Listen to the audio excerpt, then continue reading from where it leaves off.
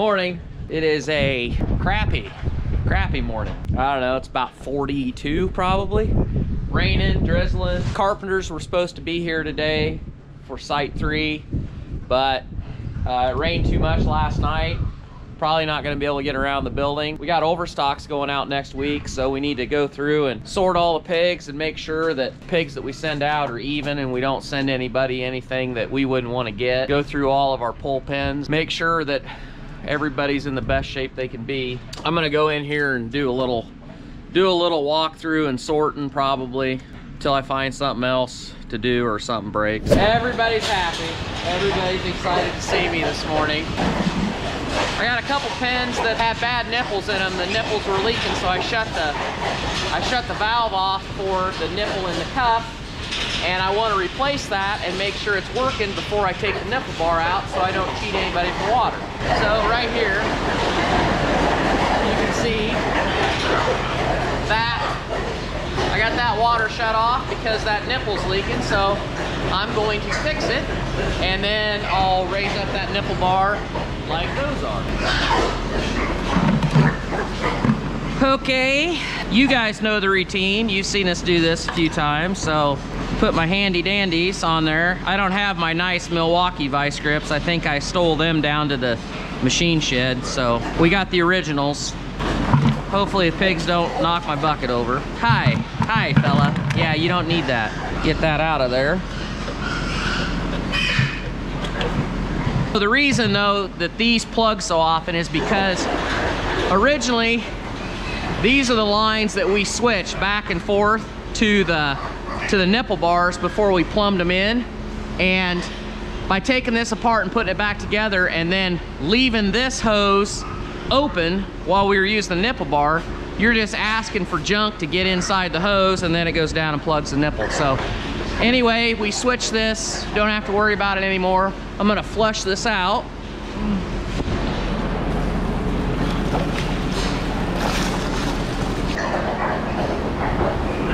Shut that back off. Then put our new much improved nipple in there. If I can get it to thread on. There, that's beautiful.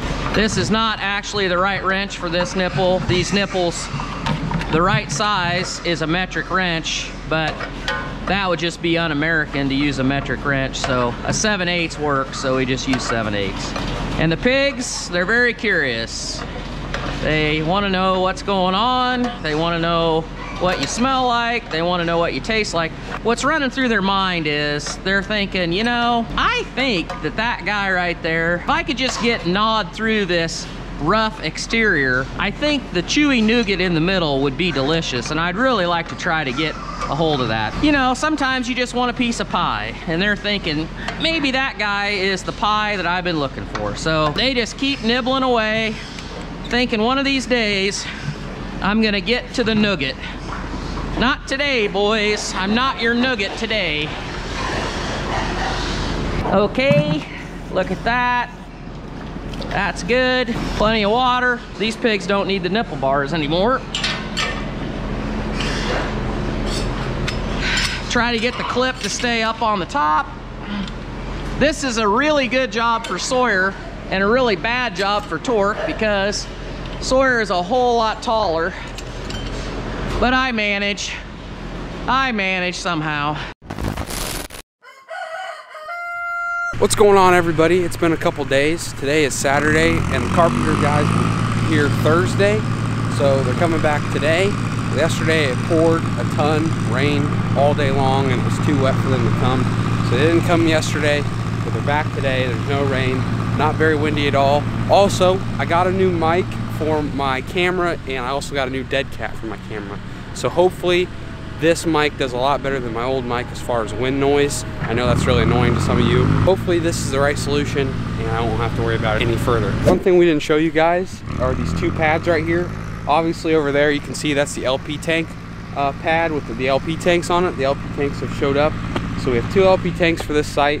And then this pad right here is gonna be the generator pad. We have a backup generator just in case, you know, the power goes out, you have a generator to run, because no power in a hog building is not good at all. A lot of stuff can go wrong really fast if you don't have one of those. So it's a really good idea to have a generator on hand just in case of an emergency. And that was the last couple things that the concrete guys did, was pour those pads. Felt like they were here forever, but they finally finished up, and their services are no longer needed. They did a phenomenal job, and I think we can all agree that that's a hard labor job, and those guys do excellent with what they do. So props to them, and thank you to Dennis Dua and the crew that helped make this building happen.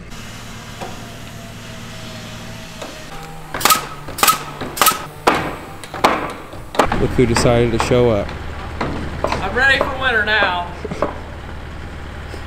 They're making pretty good progress so far. This is a pretty fast process. These guys come in here and they'll get it done relatively quick, 3 to 5 days, depending on the rain. I'm thinking we're gonna probably be here for 5 days because the weather's been absolutely trash and they couldn't work yesterday, but they're here Saturday working, so maybe they just want to get after it and get it done. Who knows, but we'll just see. How's it going? All right. You love the mud, don't you? Oh, dang it.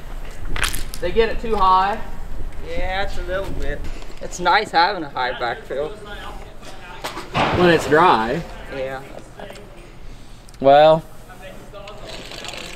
they'll get dry again, but you'll be long gone by the time that happens, so yeah, can't help you.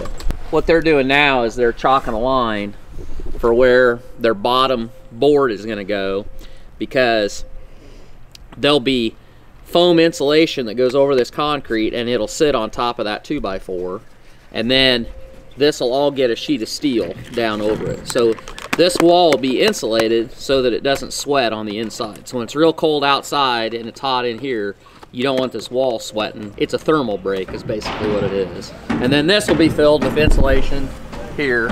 And these blocks right here, this is where the ceiling will come across, and then there's a knee brace that goes up to the truss, and that ceiling will roll down and it'll end right here. So you'll have this, and then this cavity will all be full of insulation. So that's what that's for. Man, he's a smart son of a gun, isn't he? He knows a lot about hog barns. So before they lay trusses today, they're going to go ahead and they're just laying nailers around the building. They're putting whiteboard up on the fan end walls, and they're doing little stuff like that. And then hopefully they're gonna show up and they're gonna start laying trusses later this afternoon.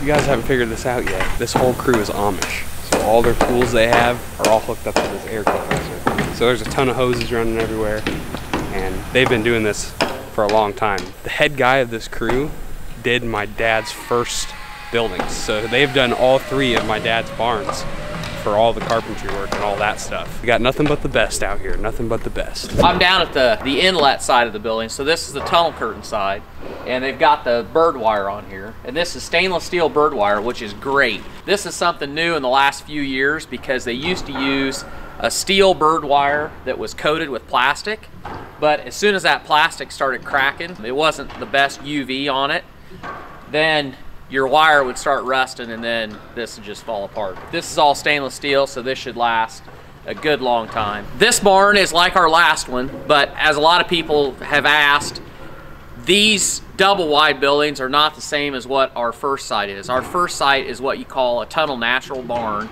So it's a standard 50 wide barn where you have curtains on both sides, you have fans on the end, and it goes to natural when it gets warm, and then when it gets hot enough that you can't control the temperature with the sidewall curtains, they go shut, the tunnel curtain stays down, and then you ventilate it like this is. But this is like that all the time because we can't have sidewall curtains, because we basically have 2 50 wide buildings that are shoved together under one roof. There's some people both sides of it as far as the pros and the cons, but to me, my long-term investment, I'm gonna save money with a barn like this, because by having the sidewall solid and not having the curtains, the cable, the drops, the rope, all of that stuff, way less expense as far as maintenance goes down the road. And the other advantage of it is when those natural curtains open, on days like this, you get a lot of heat rolling out, dust and ammonia, and the air is stagnant, and that's rolling right up into your soffit. And eventually, you eat your soffit out, you get rust on the underneath side of your steel, and that's all things you're gonna have to fix down the road. This barn doesn't have any of that because you're constantly, basically, you're running pressure all the time because you're pulling air through the building or you're pulling it out of the inlets, and you don't have anywhere that air is just rolling out stagnant. Now you will have some at your fan end wall and you can't avoid that, but over the life of the building, we're gonna spend a lot less money on maintenance with this design than what we will with our old design. The other side of it is energy efficiency. So this barn is very tight, very little draft, and if you watch starting pigs in here versus a natural barn with curtains, the pigs lay out way better. They don't pile near as bad because there's just no draft. And we'll use a lot less LP keeping this barn warm than we will in a natural. Now we'll burn some more power, but in our situation, our other barns, we have solar panels on them, and at some point this barn will too. And you take care of that part of the equation, it's a no-brainer to build them like this. So it turns out today they're not going to go ahead and lay the trusses because it's too damn muddy around the building and the telehandler might get stuck and they don't want that. So, and I don't blame them at all, so they'll probably come back Monday and they'll go ahead and start laying trusses. Well, that's pretty much all that's going on up here. Just little stuff going on. Hopefully by Monday they'll start laying some trusses, and that'll be really cool to see because that'll be kind of an all-day deal.